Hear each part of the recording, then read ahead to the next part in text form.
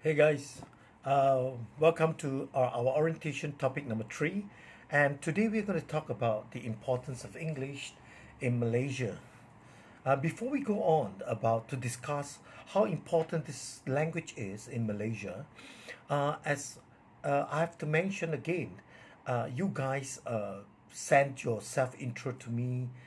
I um, I've listened to your language of expression, very impressive, and that is also one of the reasons the importance of English for you to get the job or even to qualify to be our English language consultant.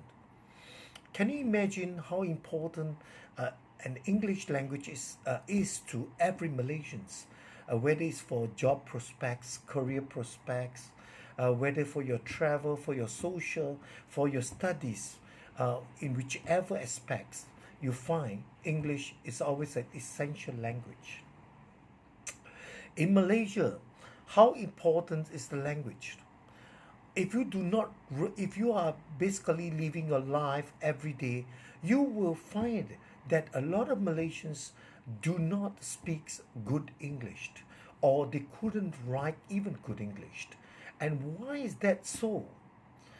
And if you realize that sometimes if you're speaking to some elderly people, and why are these people speaks much better English? And this is in due to the Cambridge system in the early days.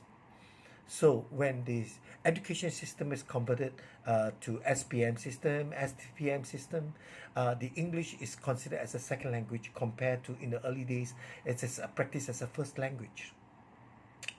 So in school nowadays, if you realize students tend to speak their second language, or I would say their mother's tongue's language, and that means they speak Chinese, they communicate in Malay, they talk to each other in Hindi, or either in Tamil, but not much in English. And this, why is that so? Because a lot of families, when the children growing up, the children did not practice or cultivate the habit of reading, or they do not use the language very often or frequently. And during this growing up, they don't even have the environment to communicate English. And that is also one of the factors they are weak in the language. And of course, when they go into they go into for further studies, that will cause them a lot of stress and pressure. And some even have to study.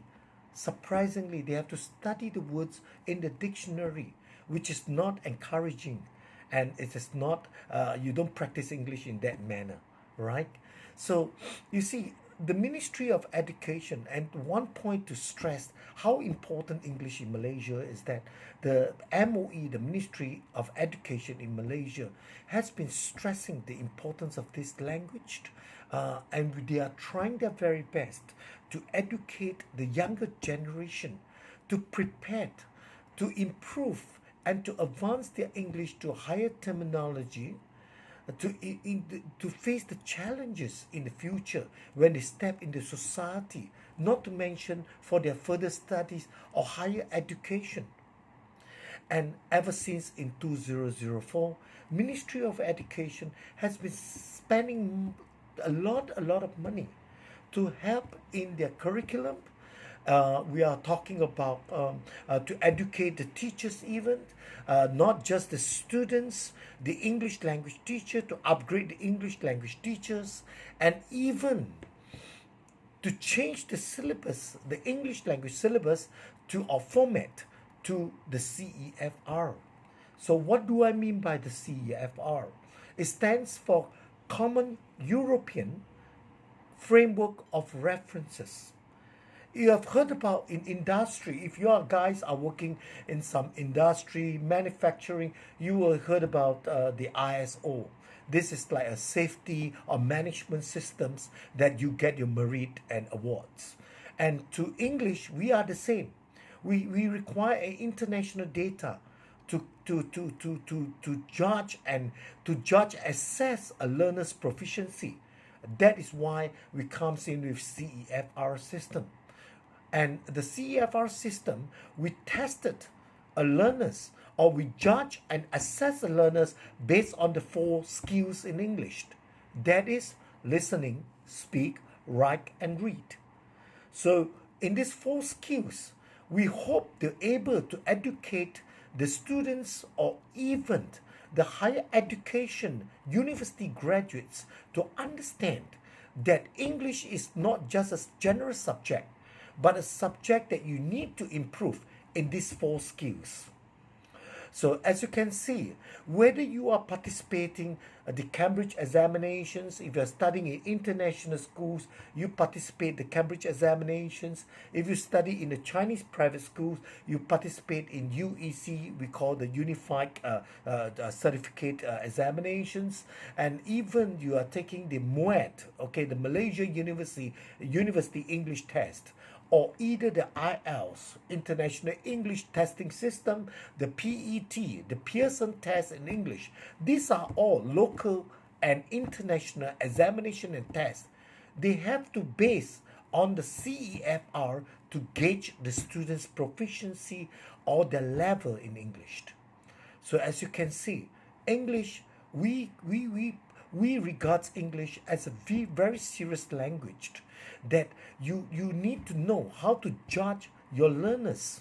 And besides that, you need to let the learners know or understand the importance of this language, that even our government is spending a lot of time, budget, and even expertise to help the students or even our younger generation to take the challenge for the future. So by now, I believed you guys know how important this language is. And I believe if you are fit and qualified into this job, you will realize you have many customers or even the learners that you have to face them, to meet them, and to understand them, and to let them understand the importance of English before you deliver or you propose the program to your learners. And this is great. It's a great job. That is the reason why I've always mentioned you need a lot of passions, concern, and love for your learners. And thank you for watching this episode number 3. And I look forward to see you guys in the next lesson. Thank you.